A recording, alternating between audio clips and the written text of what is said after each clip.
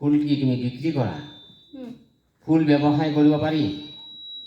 ফুলৰ ব্যৱসায় কৰি মানুহ জীৱন নিৰ্বাহ কৰিব পাৰে? পাৰে।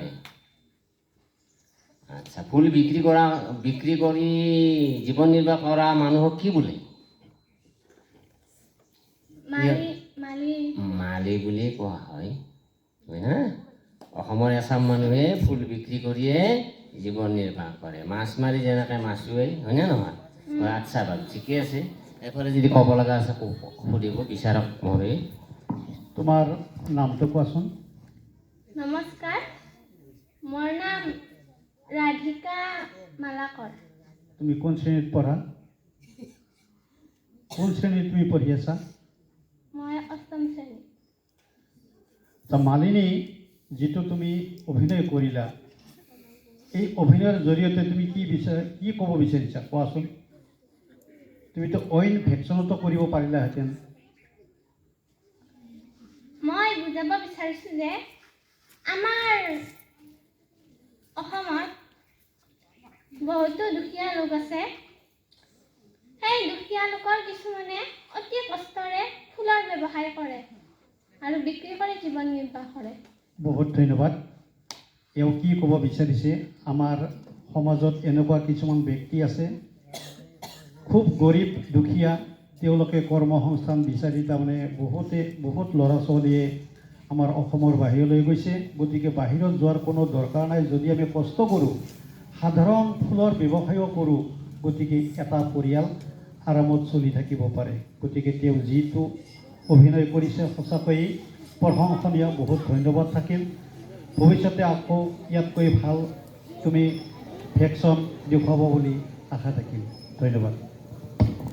তোমাৰ গীতটো আৰু এবাৰ শুনিব বিচাৰিছোঁ। গীতটো গোৱাচোন, ইমান ধুনীয়া গীত গোৱা এবাৰ।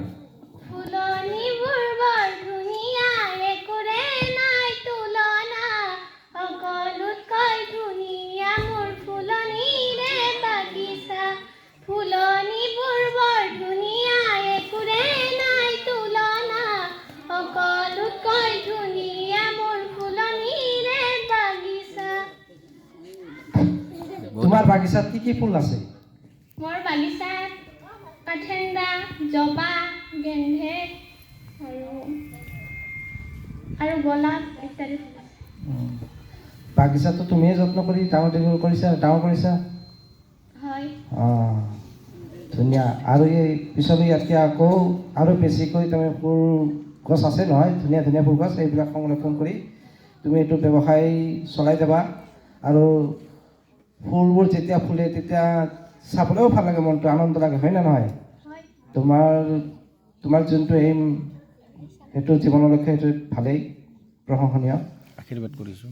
তুমি পঢ়াৰ উপৰিও তাৰমানে ফুলৰো ব্যৱসায় কৰা। তাৰমানে পঢ়া পাতিটো তোমাৰ কৰি আছা, ইয়াৰ উপৰিও ফুলৰ ব্যৱসায়ো কৰি আছা তুমি, নহয় জানো?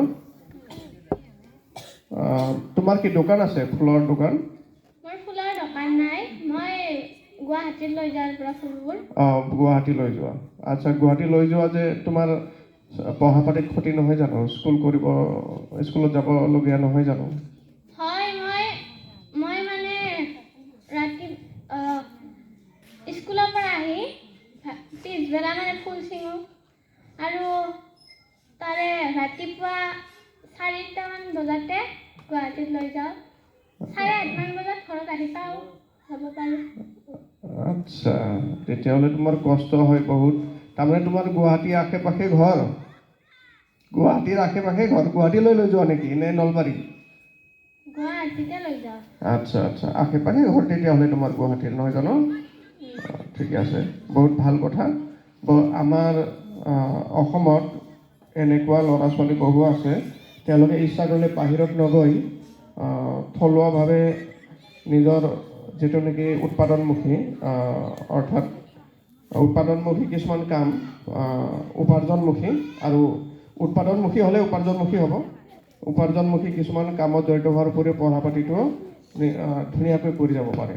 কাৰণ বিদেশৰ ল'ৰা ছোৱালীবিলাকে কিন্তু তুমি ভবাৰ নিচিনাকৈ তেওঁলোকে পঢ়া পাতি কৰাৰ উপৰিও লোকৰ ঘৰতো কাম কৰে। লোকৰ ঘৰত কাম কৰি 2 পইচা উপাৰ্জন কৰে, নিজৰ পঢ়া পাতিৰ খৰচ উলিয়াই লয়। কিন্তু আমাৰ অসমত তেনেকুৱা ব্যৱস্থা হৈ উঠা নাই। অসমত কোনোবা হয়তো ভাল ঘৰৰ ল'ৰা ছোৱালী এইবোৰ কাম নকৰে, আৰু কোনোবা কৰিলেও কোনোবাই ইটিকিং কৰে, হাঁহে। আচলতে ল'ৰা ছোৱালী তোমালোকৰ বয়সৰ পৰাই কৰ্ম যে কৰিব লাগে, কৰ্মৰ যিটো প্ৰয়োজনীয়তা সেইটো উপলব্ধি কৰাটো খুব ভাল। বহুত ধন্যবাদ। তোমাক ধন্যবাদ জনাইছোঁ। তুমি তোমাৰ পঢ়া জীৱনটো ধুনীয়াকৈ চলাই নিয়াৰ উপৰিও ব্যৱসায়ত যাতে উন্নতি লাভ কৰিব পাৰা। এতিয়া তুমি প্ৰস্থান কৰিব পাৰা। পশ্চিম পিনেদি তোমাক ধন্যবাদ জনাইছোঁ। আমাৰ আটাইৰে পৰা তোমালৈ আশীৰ্বাদ আছে। যোৱা। এইবাৰ